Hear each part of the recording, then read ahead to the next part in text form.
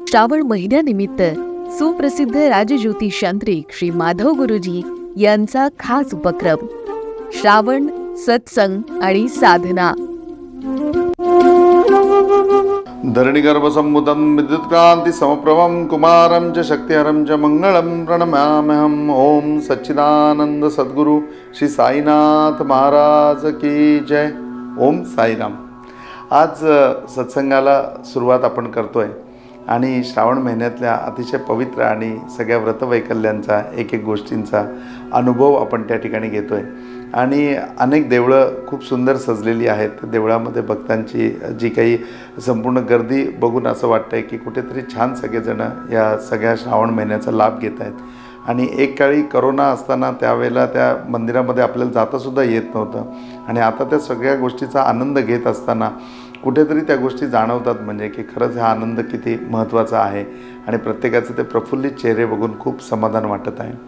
आजच्या सत्संगामध्ये सहस्त्रार्जुन नेहमीप्रमाणे भगवान दत्तगुरूंच्या सेवेमध्ये आहे आणि भगवान दत्तगुरूंच्या सेवेमध्ये असताना आज दोघंही जण पुन्हा एकदा नदीच्या पात्रामध्ये असे दोघंही जलमय स्थितीमध्ये आहेत, म्हणजे की अगदी आनंदामध्ये दोघं जण जलक्रीडा करत आहेत आणि आनंदामध्ये पाण्यामध्ये असताना एका तिथे लागलेल्या अशा सुंदर बेटासारखी जागा आहे की ज्याच्या बाजूला पाणी आहे आणि मध्ये भूमी आहे।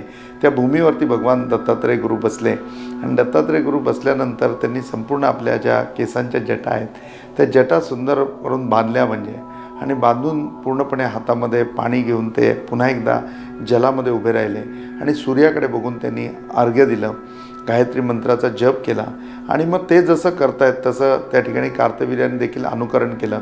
त्यांनी सुद्धा सूर्याकडे बघून सूर्याला अर्घ्य दिलं। दोघांना अर्घ्य देऊन झाल्यानंतर सूर्याला अर्घ्य देऊन झाल्यानंतर भगवान दत्तात्रय गुरूंनी ज्या वेळेला त्याच्याकडे बघितलं त्याच्या वेळेला त्याला हसले आणि म्हणले की तुझ्या मनामध्ये काय विचार आहे। त्यावेळेला कार्तवीर्य म्हणला की मला असं वाटतं की जल एवढं आहे आणि इथेही सुंदर बेटासारखी जागा आहे, तर इथे तुम्ही बसावं आणि मी तुमची सुंदर पाद्यपूजा करावी। तर ते म्हणले मग काय हरकत आहे, करू शकतोस, काही प्रॉब्लेम नाही। आणि मग त्या ठिकाणी खुश होऊन तो म्हणला की मला फक्त थोडा कालावधी द्या, पलीकडे चांगली फुलं आहेत ती फुलं मी घेऊन येतो। आणि मग त्याप्रमाणे कार्तवीर्य ती फुलं घेऊन आला आणि फुलं घेऊन आल्याच्या नंतर भगवान दत्तात्रय गुरूंचं त्यांनी पूर्णपणे पाद्यपूजन केलं। पाद्यपूजन करून ती फुलं त्यांना अर्पण केली आणि फुलं अर्पण करून झाल्यानंतर शांतीपूर्ण असा त्यांना नमस्कार केला। खूप सुंदर सुंदर असे श्लोक म्हणले की ज्याच्याने भगवान दत्तात्रय गुरूंना देखील खूप आनंद झाला आणि खूप आनंद झाल्यानंतर त्यांनी हे संपूर्ण ज्या वेळेला झालं त्याचं पूजन पूर्ण झालं त्याच्या वेळेला दोन्ही हात वर करून कार्तवीर्याला आशीर्वाद दिले आणि सांगितलं की कार्तवीर्या, पूजा तू माझी केलीस पण माझ्या गुरूंपर्यंत पूर्णपणे पोचली। त्याच्यावर कार्तवीर्याला काही समजलं नाही। कार्तवीर्य म्हणला की कुणूरना म्हणजे कुणाला, ही नदीसुद्धा तुमची गुरु आहे का? तर म्हणले नाही वेड्या, हा सूर्य माझे गुरु आहेत म्हणून। अरे वा, सूर्य पण तुमचे गुरु आहेत? हो बोलले, मी सूर्य पण माझे गुरु आहेत, सूर्याकडनं सुद्धा मी काही तत्त्व घेतलं आहे। ते म्हणले कुठलं तत्त्व तुम्ही सूर्याकडनं घेतलं? ते म्हणले सूर्याकडनं अतिशय महत्त्वाचं तत्त्व जे मी घेतलं ते मानवी जीवनामध्ये खूप आवश्यक आहे आणि कलियुगामध्ये तर अत्यावश्यक आहे। मग असं कुठलं तत्त्व तुम्ही सूर्याकडनं घेतलं? ते म्हणले निपक्षपातीपणा, म्हणजे की सर्व ठिकाणी सगळ्यांच्या ठाई कुणाच्याही ठिकाणी पक्षपात न करता प्रत्येकाला समान वागणूक देणं, प्रत्येकाशी समानतेने वागणं। तर ही गोष्ट सूर्याकडनं आपण घ्यायला पाहिजे। सूर्याकडनं आपण तेज घेतो, सूर्याकडनं आपण खूप साऱ्या गोष्टी घेण्यासारख्या आहेत त्या घेतोच, परंतु त्याचं तत्त्व आपण घेत नाही। याचं महत्त्वाचं तत्त्व आहे की कुठल्याही गोष्टीचा अहंकार न बाळगता, कुठल्याही गोष्टीचा उगाचच संग्रह न करता ती गोष्ट यथायोग्य ज्यावेळेला वेळ लागेल त्यावेळेला त्याच्याकडे ती समर्पित करणं हा सर्वात महत्त्वाचा गुण आपण सूर्याकडनं घ्यायला पाहिजे आणि हे सूर्याकडनं तत्त्व आपल्यामध्ये सामावलं पाहिजे। कार्तवीर्या, हे जर तत्त्व तुझ्यामध्ये आलं ना तर खरोखरी या जगाचं तू कल्याण करू शकशील आणि या जगामध्ये एक चांगला संदेश तू देऊ शकशील आणि या जगाचं कल्याण तर होईलच, परंतु त्याबरोबर हे लोक पावनसुद्धा होतील, हे लोक पतितसुद्धा होतील। मग या सगळ्या गोष्टींवरती दोघांची चर्चा चालू झाली आणि मग सूर्याकडनं निश्चितपणे हे तत्त्व आपण काय घ्यायचं, तर कुठल्याही गोष्टीचा संग्रह न करता निपक्षपातीप्रमाणे त्या गोष्टी प्रत्येकाला सामावून द्यायच्या, प्रत्येकापर्यंत पोचवायच्या। हे तत्त्व आपण त्याच्यामधनं घेतलं पाहिजे की संग्रह न करता बस जसं आपल्याला मिळालं आहे तसं ज्यावेळेला कोणाला आवश्यकता असेल त्यावेळेला ते त्याच्यापर्यंत पोचवायचं आणि त्याच्यामध्ये कुठलाही पक्षपातीपणा न करता निपक्षपाती भाव हा आपल्यामध्ये असायला पाहिजे। हे तत्त्व त्याला समजावून देत असताना भगवान दत्तात्रय गुरु त्यांना अनेक प्रकारची तत्त्व सांगत होते, अनेक प्रकारची उदाहरणं देत होते। त्या उदाहरणामध्ये एक आपणही सुंदर उदाहरण बघूया। आज आपण पुन्हा पांडवांकडे जाऊया आणि पाची पांडव महाभारताचं युद्ध जिंकलेले आहेत, पराभव झालेला आहे दुर्योधनाचा आणि सगळ्यांचा, आणि आता पांडव कुठेतरी राज्यावरती बसणार, तर मग राजा कोणी व्हायचं ह्यावरती चर्चा चालू आहे. आणि ती चर्चा चालू असताना सगळ्यांच्या मते युधिष्ठिरांनीच राजा व्हावं, धर्मराजांनी राजा व्हावं ही सगळ्यांच्या मनामध्ये इच्छा आहे, सगळ्या पांडवांच्या मते आणि सर्व जणांच्या मते की धर्मराजाचं राज्य यावं, धर्माला राजा करावं, युधिष्ठिराला राजा करावं. आणि भगवान श्रीकृष्णांना विचारल्याशिवाय आता एक पाऊलसुद्धा पुढे टाकायचं नाही हे पांडवांनी अगदी जीवश्य कंठस्थ ठरवून घेतलेलं आहे. आणि तेवढ्यात त्या ठिकाणी भगवान श्रीकृष्णांचं आगमन झालं. आगमन झाल्यानंतर त्यांना उच्चासन देऊन त्या ठिकाणी सगळ्यांनी त्यांचं नमन केलं. आणि नमन करून त्यावेळेला भगवान श्रीकृष्ण हसले आणि त्यांना विचारलं की काय विचार चालला आहे. ते म्हणले काही नाही, तुम्हाला सगळं माहिती आहे, आम्ही काय आमचा विचार तुमच्यापुढे प्रगट करावा. त्याच्या वेळेला त्या सगळ्यांकडे बघून कृष्ण हसले आणि म्हणले राहू दे. राहू दे म्हणल्यानंतर देवा काय राहू दे हे अर्जुनाने विचारलं. आणि मग पाची भाऊ म्हणायला लागले की नाही नाही, तुम्ही सांगा पहिले काय राहू देते, त्याशिवाय नाही. ते म्हणले मला असं वाटतं की आता बघा तुमची चर्चा झालेली आहे की राज्यकारभार हातामध्ये घेतला पाहिजे आणि युधिष्ठिराला राजा करायला पाहिजे, धर्माचं राज्य यायला पाहिजे, हे सगळे तुमचे विचार विनिमय चालू आहेत. आणि मलासुद्धा कुठेतरी मी या मतांची सहमत आहे, परंतु त्याच्या अगोदर मला काहीतरी वाटतं. नाही देवा, तुम्हाला काय वाटतं ते तुम्ही पहिलं सांगा, असं द्रौपदीपासून पाची पांडवांनी सांगितलं. आणि त्यावेळेला श्रीकृष्ण परमात्म्यांनी सांगितलं की मला असं वाटतं की हा राज्यकारभार हाती घेण्याच्या अगोदर तुम्ही पूर्णपणे 1 महिना 30 दिवस तुम्ही पुन्हा वनवासात जावं, तुम्ही अज्ञातवासात जावं. त्याप्रमाणे वनवासात जाण्याचं आणि अज्ञातवासात जाण्याचं पांडवांनी लगेच मान्य केलं.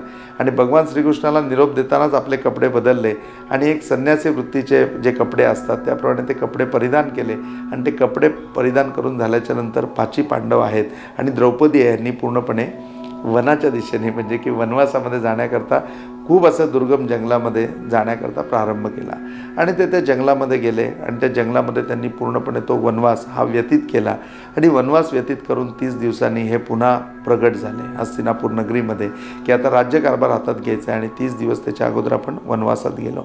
मग वनवासामध्ये गेल्यानंतर प्रत्येकाने एकमेकाला त्या गोष्टींवरती विचार विनिमय केला की भगवान श्रीकृष्णाने असं आपल्याला का सांगितलं असेल, परंतु त्या गोष्टीचा विचार त्यांना करवला गेला नाही. आपल्या बाबतीमध्ये सुद्धा कितीतरी गोष्टी अशा असतात, आपल्याला ज्यावेळेला ॲप्रिझल होतं, जेव्हा आपल्याला प्रमोशन मिळतं आणि आपण त्या जागेवरती जाऊन बसणार असतो, त्यावेळेला कदाचित तो आनंदच इतका मोठा असतो की आपल्याला त्याच्याकरता करावं लागणारं सगळं प्लॅनिंग, त्या दिवशी आपलं ऑफिसामध्ये होणारं वेलकम आणि त्याचबरोबर मग त्याची पार्टी शर्टी या सगळ्या गोष्टी आपल्या चालू असतात की त्या कुठे करायच्या काय करायच्या. परंतु त्यावेळेला भूतकाळात आपण फार कमी वेळा जातो, कदाचित भूतकाळामधली एकही गोष्ट आपल्याला आठवतसुद्धा नाही आणि त्या तोऱ्यामध्ये त्या रुबाबामध्ये आपण असतो. पाची पांडव वनवास करून भोगून पूर्णपणे 30 दिवसांनी हस्तिनापूर नगरीच्या प्रवेशद्वाराशी आहेत. आणि प्रवेशद्वाराशी भगवान श्रीकृष्ण त्यांचं स्वागत करायला आहेत. त्यांचं स्वागत करून त्यांना फुलमाळा घालून अतिशय वाजत गाजत त्यांनी त्यांच्या महलामध्ये आणलं. आणि त्यांच्या महलामध्ये सांगितलं की तुम्ही आता ह्या उपभोग घ्या या महलाचा आणि तुम्ही फ्रेश वगैरे व्हा, आंघोळी वगैरे करा, स्नान वगैरे आटपा आणि मग त्यानंतर आपण बोलूया, म्हणून तुम्ही येऊन मला भेटा आणि मग त्या ठिकाणी आपण पुढचे विचार विनिमय करूया. मग हे सगळेजण आले आणि ठरलेल्या वेळेनुसार पुन्हा राज्यकारभार पूर्णपणे ती मीटिंग बसली. आणि त्या मीटिंगमध्ये भगवान श्रीकृष्ण हे मूळचेच म्हणजे की अध्यक्षपदी स्थापित झाले. आणि स्थापित झाल्यानंतर धर्मराजांनी पहिलं विचारलं की देवा आम्हाला सांगा की या 30 दिवस आम्हाला तुम्ही वनामध्ये का पाठवलं. तर म्हणले ह्या वनामध्ये मी तुम्हाला पाठवलं खरं, पण तुम्ही या वनामध्ये पाठवल्यानंतर काय शिकलात ते पहिलं तुम्ही मला सांगा. ते म्हणले काय शिकलात म्हणजे वनवास आम्ही 14 वर्ष उपभोगला आहे आणि 14 वर्ष या वनवासामध्ये असताना आम्ही काय उपभोगलं हे आम्हाला माहिती आहे आणि तेच अनुभव या 30 दिवसामध्ये पण आम्हाला आलेच. ते तुम्हाला काय आम्ही व्यतीत करू, तुम्हाला तर सगळं माहिती आहे, तुम्हाला सगळं तुम्ही जाणता. तरी श्रीकृष्ण परमात्मा म्हणले की नाही, तुम्ही काहीतरी वेगळ्या गोष्टी बघितल्या असतील, तुम्हाला काही वेगळ्या गोष्टी जाणवल्या असतील, तर त्या जाणवलेल्या गोष्टी तुम्ही मला सांगा. त्यावेळेला भीम म्हणला की देव मी पहिलं सांगू का, मला एक गोष्ट आठवते, मला एक गोष्ट माहिती आहे, पण तुम्ही प्लीज हसू नका आणि कोणीच त्याच्यावरती हसू नका. म्हणजे नाही नाही हसणार, सांग भीमा. तर भीमाने पहिली माफी मागितली की देवा मला माफ करा, मला माहिती नाही मी जे बघितलं ते खरं आहे का खोटं आहे ते, पण खरं सांगू का मी 2 सोंडेचा हत्ती बघितला. मी 2 सोंडेचा हत्ती बघितला आणि तो दोन्ही सोंडेनी खात होता. मला माहिती नाही की खरं आहे का खोटं आहे. त्याला बघितल्यानंतर मी भीम असून सुद्धा थोडा भयभीत झालो आणि त्यांनी मला बघितल्यानंतर तो तिकडनं निघून गेला. पण मला हे या वनवासामध्ये वेगळं जाणवलं की मी असा हत्ती या अगोदर कधीच बघितलेला नव्हता. म्हणजे इंद्राचा ऐरावत मी ऐकू नये, परंतु हा हत्ती त्याच्यापेक्षा वेगळा होता. ते ऐकल्यानंतर भगवान श्रीकृष्ण हसले आणि म्हणले की ठीक आहे, आता तुम्ही सांगा, जे भीमाने बघितलं ते बरोबर आहे, तुम्ही काय बघितलं? मग अर्जुन उभा राहिला, देवा मीही एक गोष्ट बघितली. कुठली गोष्ट बघितली?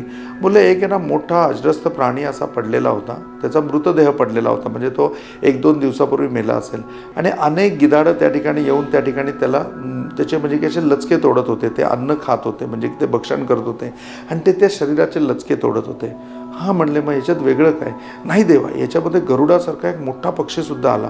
त्याचं इतकं सौंदर्य सुंदर होतं की त्याचे सगळे पंख जे होते ते असे लकलकत होते सोन्यासारखे, आणि ते सोनेरी होते, आणि त्याच्यावरती सुंदर सुंदर असे वेदाचे मंत्र लिहिलेले होते. म्हणजे तो कोणी पवित्र असा तो पक्षी होता, आणि त्या गिधाडांबरोबर तोही तिथे आला आणि तोही त्या ठिकाणी लचके तोडायला लागला.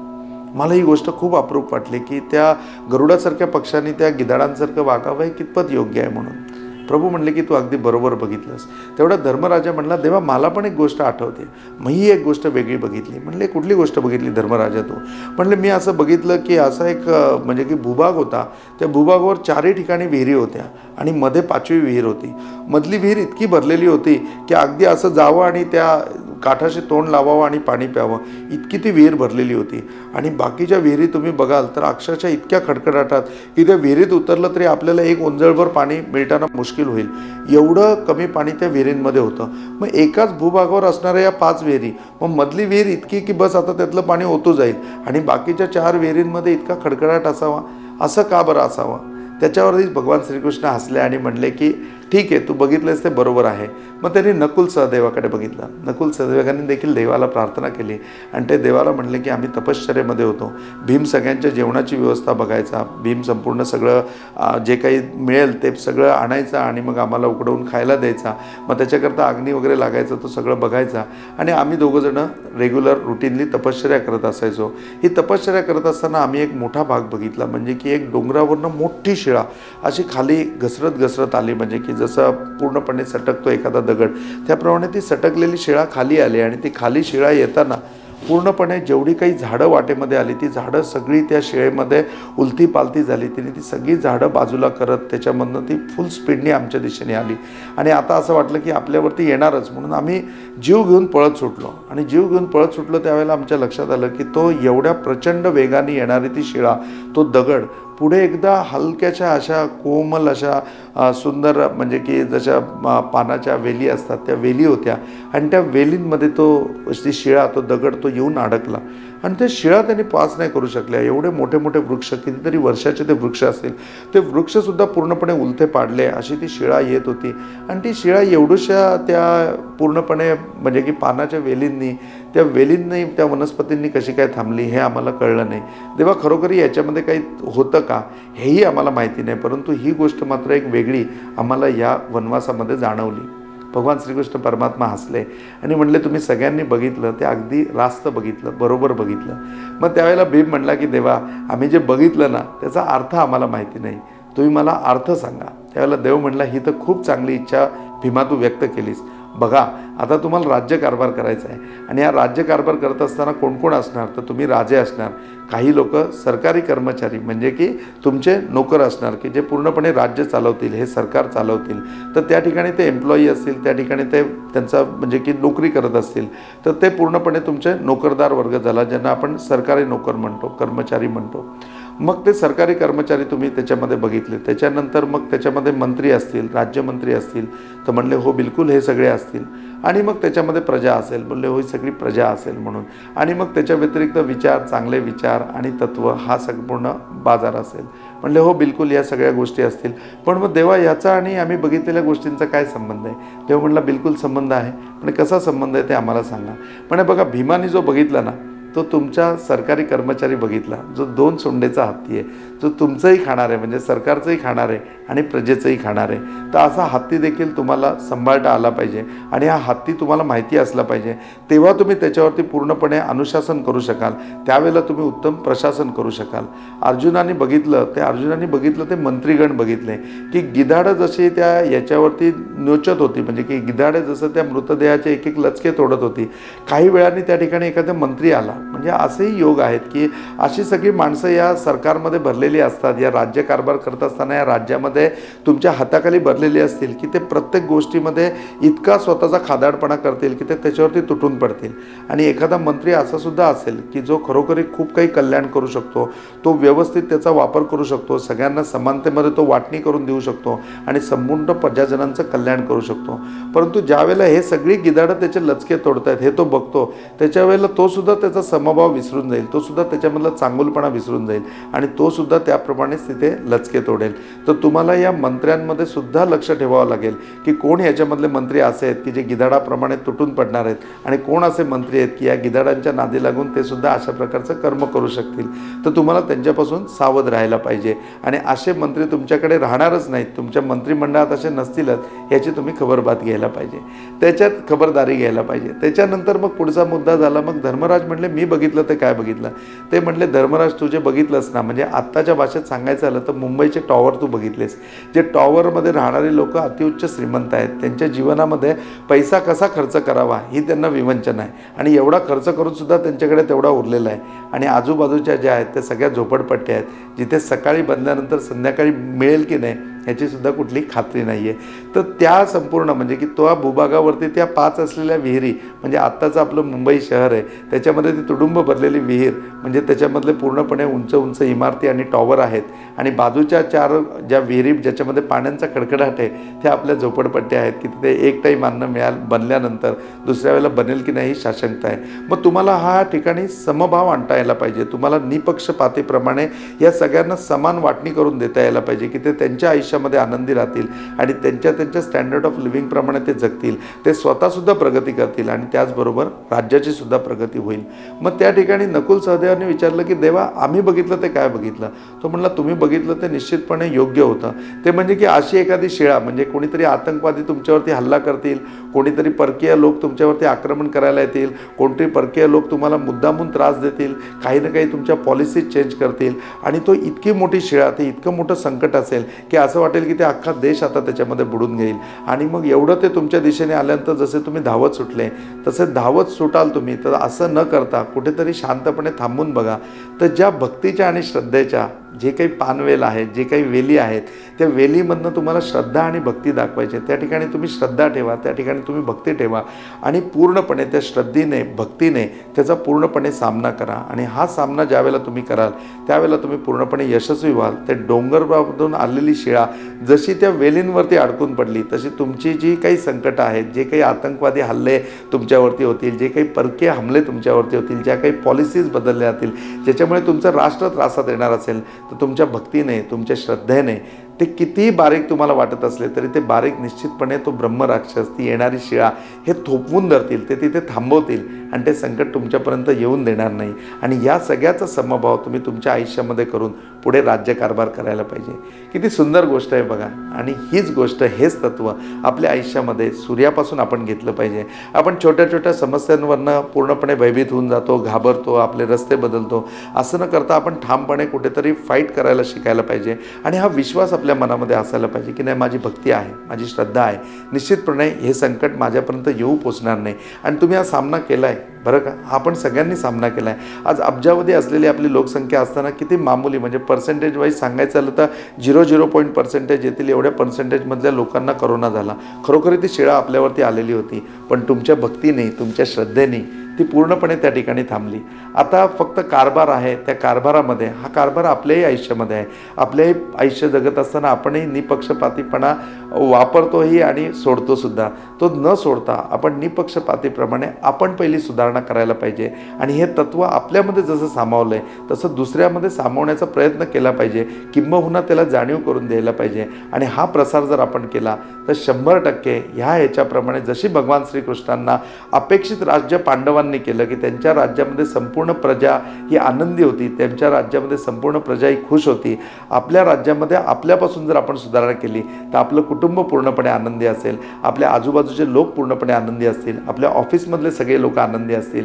आणि सगळीकडे आनंद झाल्यावर आयुष्यामध्ये काय पाहिजे, श्रावण सरी जशा बरसतात ना तसा आनंद तुमच्या आयुष्यामध्ये बरसता राहील.